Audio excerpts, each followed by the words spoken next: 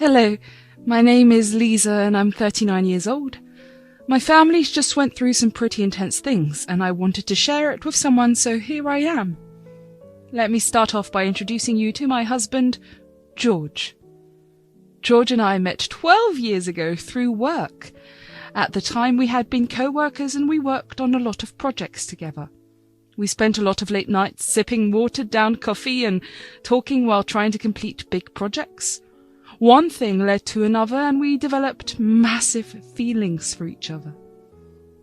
We began dating after I had left the company for another better opportunity.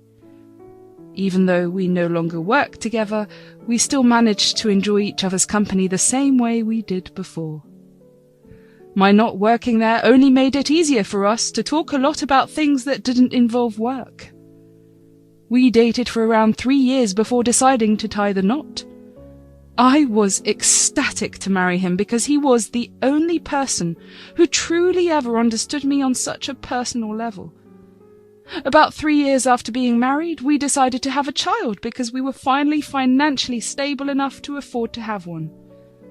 It didn't take long to get pregnant and I had my first child, Luke, pretty soon.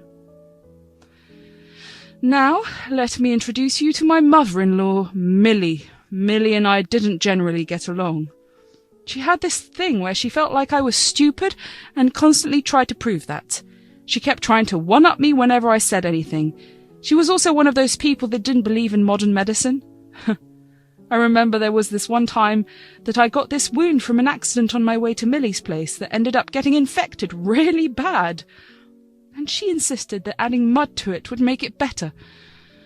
Thankfully, George had some sense in him and took me straight to the ER. And that was only one incident of many. She preferred to endanger any life, including hers, until the last possible minute, rather than get properly treated. Anyway, I kept my distance from her, although George was not a big fan of that. When Luke was born, I made it imperative to George that there was no way that I was letting Millie be alone with our child at any point. I need to tell you something that I've been thinking about for a very long time. Yes? Well, I don't want Millie to be alone with Luke at any point in his life. What? Why? If Luke gets seriously injured, I know for sure she would not rush him to the hospital. Instead, she would only make it worse. She only believes in any bogus she hears or reads online, and I do not want my son exposed to any of that. Oh, come on, don't make her out to be some crazy woman. I'm not. I'm literally giving you the facts. I'm sorry you don't see it that way, but that is the truth. You can't deprive my mother of seeing her grandchild, though. What will I say to her? I'm not saying that she won't get to see Luke. I'm just saying that one of us should be present in the same room as them whenever she's over. I don't like it one bit, and I don't think she will either. Well, it's either this or she never visits. She has no choice. George sulked a lot after that, and Millie also threw a huge tantrum about it, but I was not willing to change my mind. Eventually, they both decided to listen to me. When Luke was about 1 year old, we found out that he was severely allergic to peanuts. It wasn't a life-threatening allergy, but as a baby, it could really get bad for him. We made sure to purge the house of every peanut item and deep clean it to avoid cross-contamination. I made sure to inform everyone about Luke's allergy, including Millie, who did not believe that Luke had an allergy. What nonsense! Allergies aren't real. You can have your views, but I don't want you bringing anything with peanuts around my place. Every time you enter, I will have you wash your hands. Gosh, these new age parents freak out about everything. You're telling me this child will grow up without ever getting to taste a PB&J, the classic child's favourite food? Yes. It's sad that he'll never be able to have it, but it'll be even sadder to not have a life if he did ingest it. I don't think you realise how stupid you are. Great. I don't even want to. Just listen to the rules or never come over. I will prove you wrong. Just wait. Even though Millie did threaten me, she never actually did anything. I was super careful whenever she was around. I made sure she left her bags away from Luke and washed her hands properly.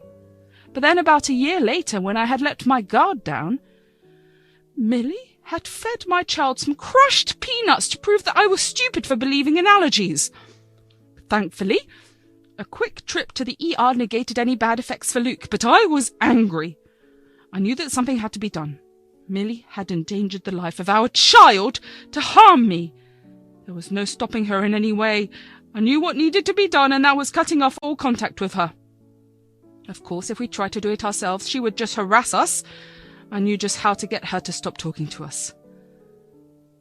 I emailed her a copy of the baby footage from our baby monitors that showed her trying to purposely feed my son peanuts. I told her that if she ever contacted us again until I approached her, I would take the evidence to the police and expose it to the rest of her family. Thankfully, she took that threat seriously and didn't get in contact for a while. George didn't know about what I had done because I knew exactly how he was going to respond. He was going to defend his mother, and I was going to have none of it. He only got curious about his mother's lack of contact when she hadn't called him for either his birthday or the holidays. We happened to be talking about it when I revealed what I had done. I decided it was time for him to know. Plus, depending on the way he reacted, I would decide if I wanted to continue to be with him and raise my child around someone who valued someone else over them. It's odd, right? What is? My mum hasn't called for way too long. Like, she hasn't called for around 6 months. Doesn't that seem unlike her? Right. About that. Oh no, what did you do, Lisa? I swear to God if you did or said something messed up. No, I didn't yet. Yet? Yeah, so, remember the day that Luke ended up in the hospital because he went into anaphylactic shock? Yeah. Well, your mum had come over that day when you were at work. When I had my back turned, she tried to force-feed Luke peanuts. Thankfully, I turned back in time and managed to get most of the nuts out of his mouth. What? You're lying! Why would she try to harm her own grandson? Apparently, she thought I was lying about the allergy. She thought I was being crazy and wanted to prove him a point to me. She said she was going to post it everywhere, that I was a controlling parent who didn't let her child eat anything. Oh my God, why didn't you tell me? Because I promised her that I wouldn't tell anyone, granted she left us alone. And she readily listened? Yeah, because I had video footage from the baby monitor of her force-feeding Luke the peanuts. I threatened to release the video and take legal action. Oh, do you know when she'll continue talking to us? I told her not to contact us until I contacted her. I'm not ready to forgive her anytime soon, so that will be a while. All right. I'm just glad that both you and especially Luke are okay. Thank you for taking care of us this way. We're family, and we've got to protect each other this way. Seeing George react so calmly and normally made me feel a lot more secure about the relationship. I would not have been able to handle it if he actually did side with his mother. He would never have truly understood the panic I felt when I had to forcefully yet carefully extract the rest of the peanuts from Luke's mouth. Although George did seem upset for the next few days, he still seemed to think that I made the right call. He asked to see the video, and he just sighed and shook his head. We talked a lot about his feelings regarding going no contact with his mother, and he told me that, while he did appreciate me taking action, he did not like being kept in the dark for so long. I apologized a lot for that, and pretty soon we were back to being a happy couple and a happy family. After a year, I figured that was enough time to get back in contact with Millie.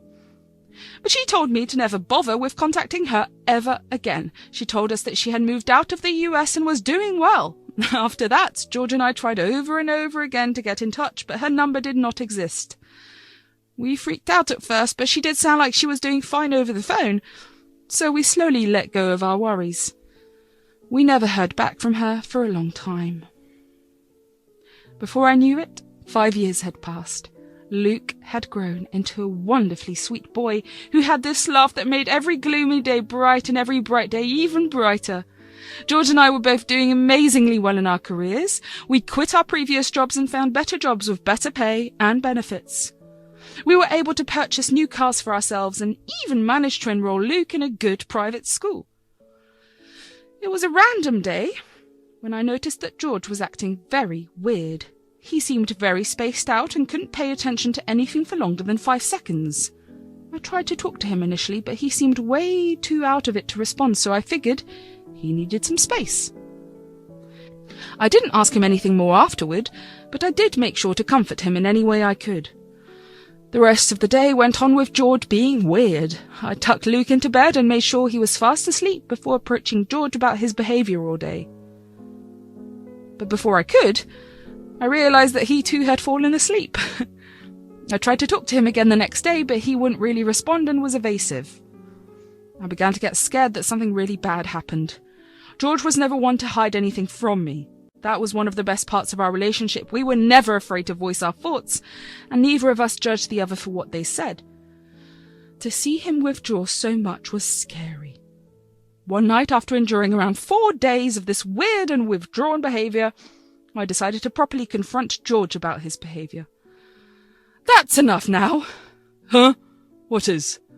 "Your behaviour is weird, and I've been trying my best to be understanding and comforting, but I'm going to need something to work with here." "What do you mean? Everything's fine." "No, it isn't. You're scaring me. You seem so distant and you're constantly in your head. You don't even notice anything that's happening around you." "Really? Well, I must admit that I haven't been feeling so good." "Why? What's wrong?" I'm scared to tell you." "Go on, tell me. I won't get mad at you."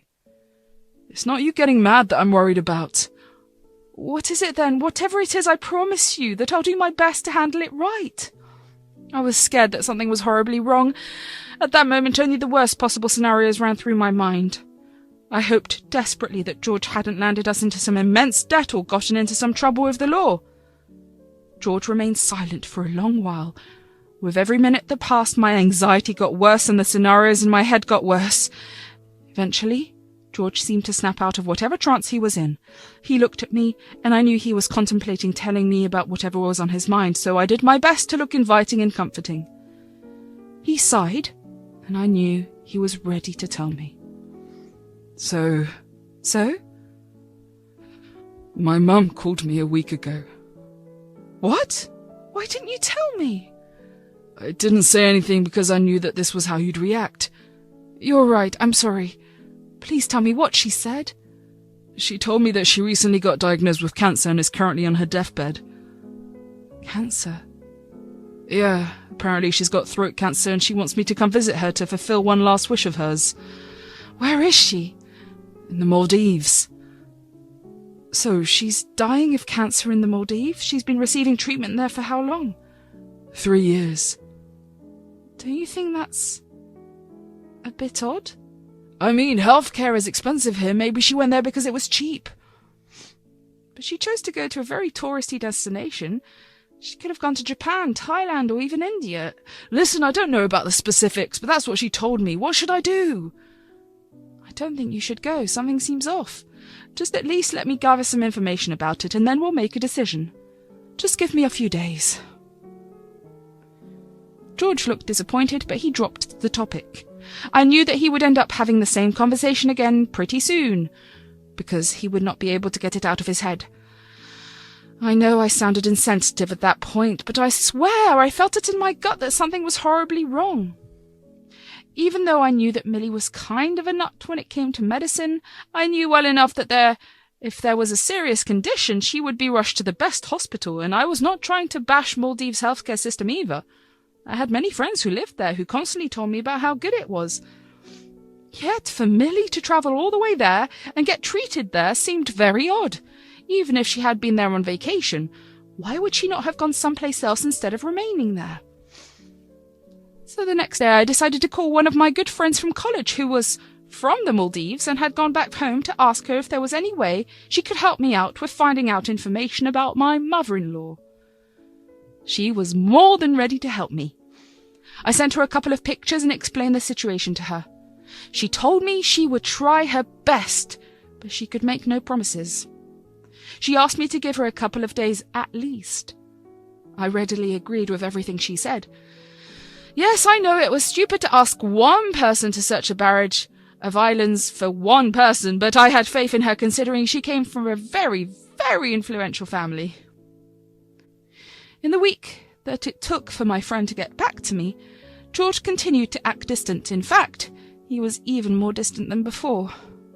I tried talking to him many times, but unlike last time when he was simply spaced out, This time he was actually ignoring me.